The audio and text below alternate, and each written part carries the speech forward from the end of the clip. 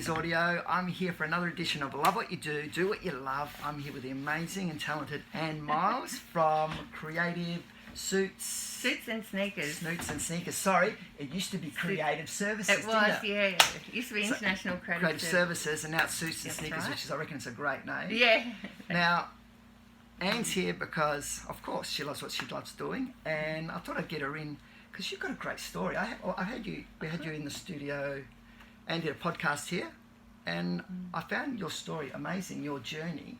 So tell me a bit about where you are now, because you seem to be doing what you want to do, but I'm guessing it wasn't always like that, was it? Oh, it's funny. I know, you wonder what day I'm on as an entrepreneur, how I'm going to answer this, but I feel like I'm doing what I'm doing because I'm really got pissed off with the industry. And I think as a woman, I have honestly felt disadvantaged my whole career. Like, there's peers of mine who are now running, $200 million agencies and global companies, but as a woman, I could never go up. You were saying that. And it was really frustrating. So and I'd been in management training courses, and the trainer would go to the CEO and say, "I've got your next managing director here. This is the most amazing person I've seen in ages, blah, blah, blah." And then they'd go, "Oh, who?" All excited. And then they'd say, "Anne Miles." And they'd go, "Oh, but we're an automotive-led agency. There's no room here for a woman." And so I would go, well... So did you find that you were coming up, through the years? I look, did you find you're always coming up against those hurdles, Yeah, always, yeah. And if it wasn't the creative director's penis on my shoulder or having a beer can thrown at me in the office... So what kept you in the game? This is what kills you. I know. So you must have really loved doing what you've done. So what kept you there? That's right. It's like an abusive marriage. It's Isn't like it? too good to leave and too good to stay. That's it's insane. ridiculous. Obviously, other than monetary, I'm sure... And we've all got commitments, and we go, okay, well, sometimes it's better the devil you know. So how did you, mentally get through that? How did you push through to be the woman you are now, strong, empowered, and that's a lot of... I'm guessing as a young girl, we're talking young. Yeah, I was in your 20s, started in 19-year-old at McCann Erickson as a production assistant. And within 2 years, I was head of TV there, running $20 million production department. So it was a big responsibility really fast. And at the same time, I'm having them, bring the girlie in, and I'm coming in with $1 million budget, So you were the And lots of challenge, yeah. So I feel like, to answer your question properly, I reckon I'm more resilient as a result of it. And maybe I wouldn't be doing what I'm doing or couldn't if I hadn't been through all of that. Like, I used to always say to myself when I was in all lots of challenges, and the challenges don't just start at work either. I have children with multiple disabilities and substance abuse and mental health challenges. So my home life is so full on. And, I've had 4 suicide attempts in the last 2 years with my children. I don't know if I should be saying it, but I am. It's just my world. And so I've been, really trying to keep ahead. So I feel like I'm one of these people that the amount of effort it takes just to stay afloat is like as much as it took Sean Cummins or Ted Horton to run a multi-million-dollar agency, if you know what I mean. So I'm proud of myself at the same time, but I'm not done. And I feel like Isn't it great? Isn't it great? We're at this age. It's funny. I'm the same. Yeah. So I've got friends and peers of mine that are slowing down. Yeah, forget that. I'm at a different stage. I'm only in 3rd gear. Yeah. And what upsets me is I'm scared I'm going to run out of time because I haven't done exactly what I want to do. Don't you think? And that's the only thing that frightens me is just the running out of time. But not the energy, because I've got the energy. No, I was saying to a friend yesterday, I still have the mental and not physical, but mental of a 25-year-old. I still have that drive. I still have the ambition. I still have the and not every day. No, but like you said, I think by what we're doing, and like yourself, because I know you've done a lot of studies. You empower yourself with knowledge and so on, and that also helps you get through gets through those sort of phases. And so you were working in agency land. When was that moment? When was the catalyst when you went, I think I can do this better than I think I can take the reins of the horse now. When was that sort of happen? So the last agency job, I went into an agency to take over the national TV department, and it was meant to be a big, deal. And what happened? A merger happened right in the middle of my appointment, and then there was the producer there already had just done some like a really big award-winning ad. So there was a bit of politics going on. I ended up getting moved sideways to run a film company. I thought, cool, I'll run the film company. But it was one of those agency-owned film companies that the morals and the just didn't fit with me. So I felt like I learned my what I stand for about that time. So I was not going to stay.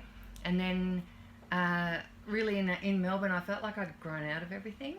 So I then went and thought, I'll keep going sideways because I need a stretch. So I went from, and along the way I'd had a film company as well. So I started up Exit Films here.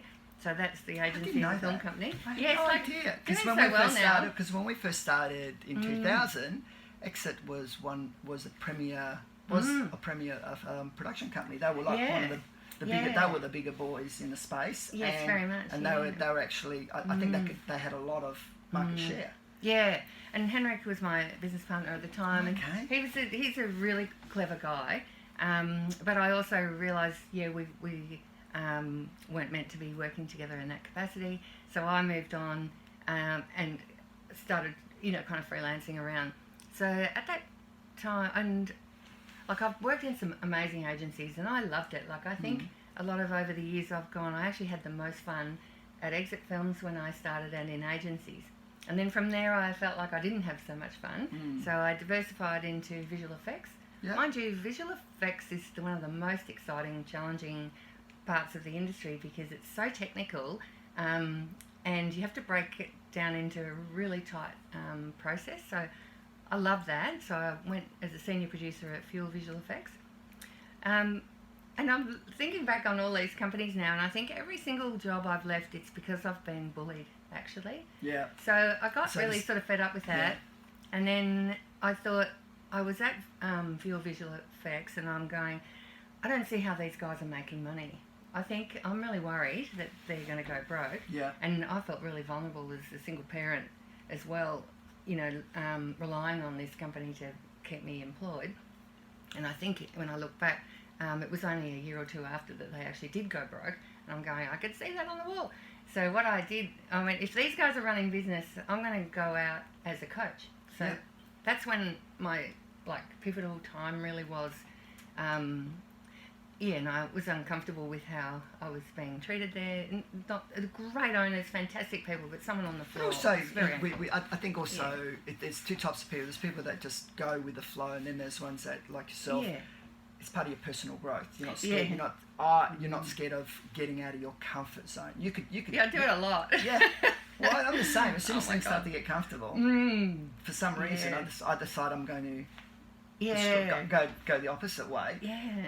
And I do things. I always try and put yourself in, because I think that equates to, like we said before, your growth, your personal, and also with that comes knowledge, and you then you learn how to navigate certain situations, don't you? And I'm sure you learned a lot. Yeah, you would know now how to navigate your sort of way.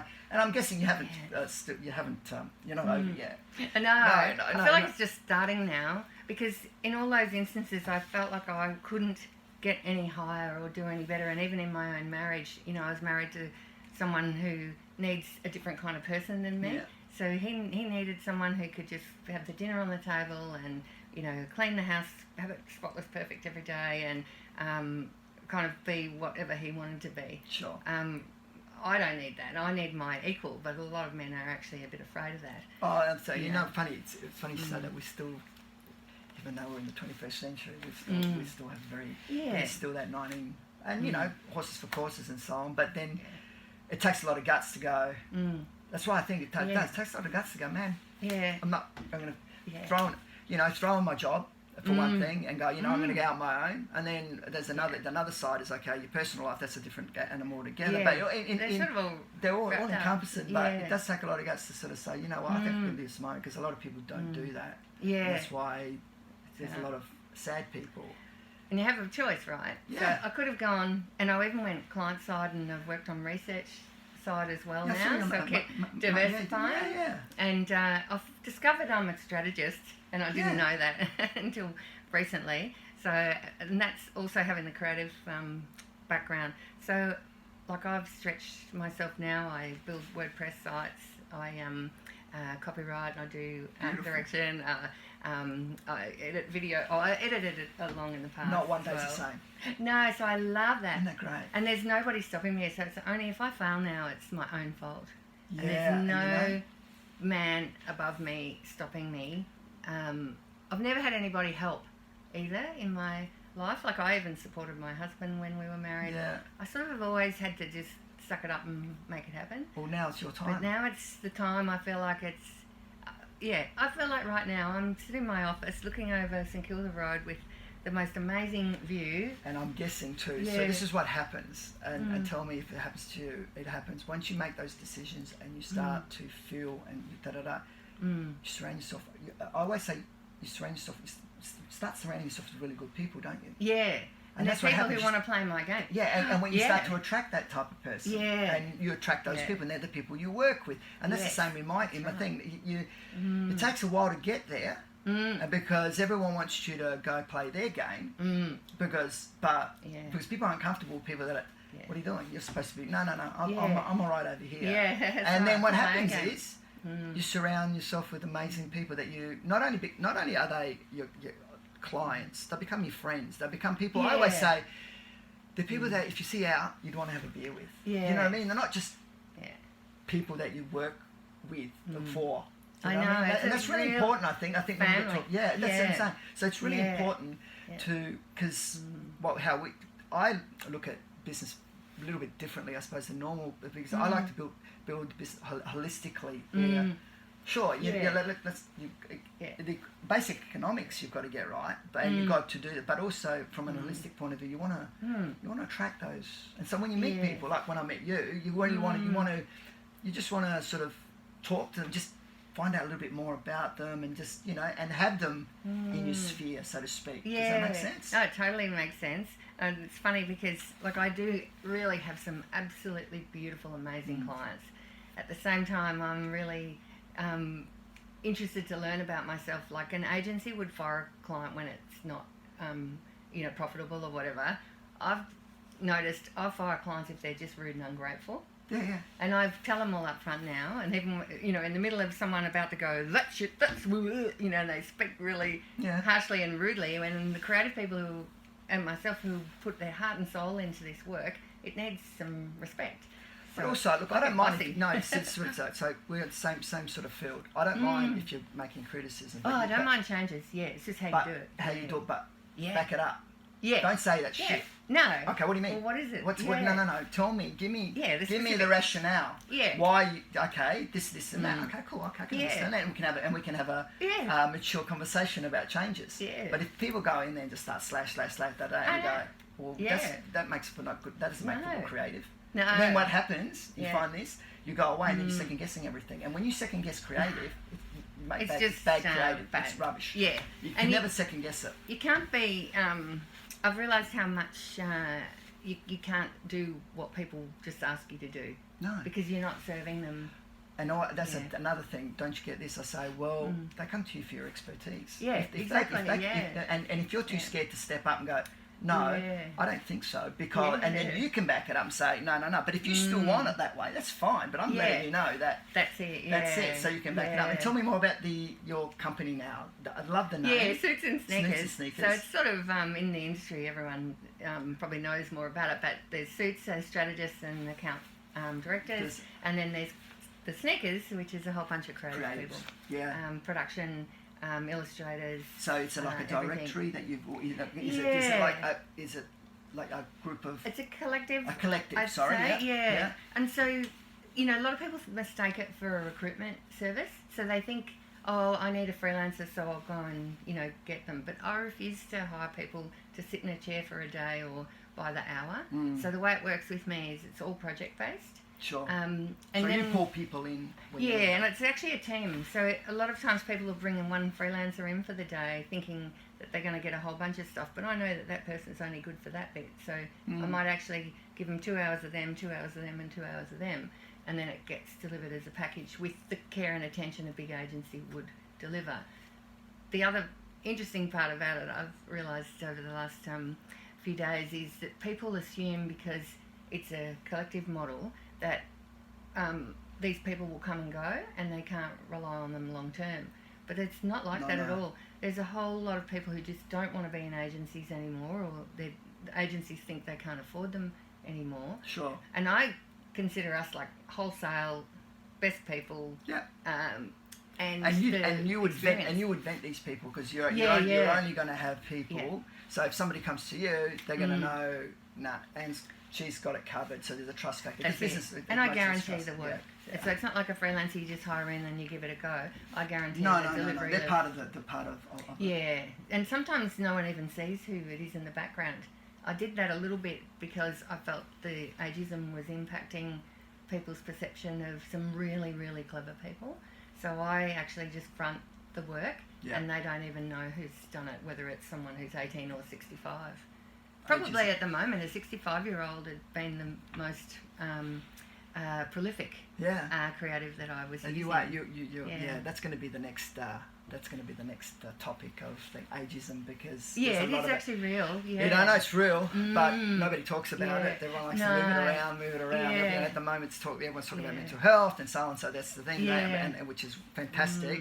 But nobody talks about people. We seem to become invisible after we turn 50. We just don't exist anymore, and it's actually really is a real thing. The issue I have with it is the more we talk about it, the more social proof makes it okay to be it. Do you know what I mean? And there's this really terrible study that's just been revealed by Canberra Uni, and it said it was checking against perceptions of male and female roles. So in 1994, I think it was, might be 1999, I think 94, the expression the man's job is in the office and the woman's job is at home, something like this. In 1999 it was a certain figure, and right now it's 16% more people think that than ever before, since then. Really? It's just horrendous. So the more that we're being an activist and talking about it, the worse it is. It's crazy. So I think you've got to do positive things. Yeah. That's why I've just built a whole business model to solve it. And I'm sort of not talking about it so much as doing something about it. Well, fantastic. So I loved having you in and chatting. Thank you. And good luck with the company. And I'm sure your Westpac. Oh yes, the one award, the Westpac 200 Businesses of Tomorrow. Tomorrow, you're close to a finalist. Telstra. That tells me you're doing great work, man. Yeah, thanks so much. I feel like I've been recognised outside the industry more than I have inside, actually. So that's pretty exciting. Build it and they will come. So it's growing, yeah. You know what I mean? I've got this thing, if you love what you do, and you really do, and I know it's, this is the whole premise of what we're doing, what we're speaking about, people will get it. And the ones, you know what? The ones that get it, great. The ones that don't, well, they never got it. Right. They never got it in the first place. That's right. Thanks, Anne. Thanks I much so appreciate much, it. Thanks. Cheers.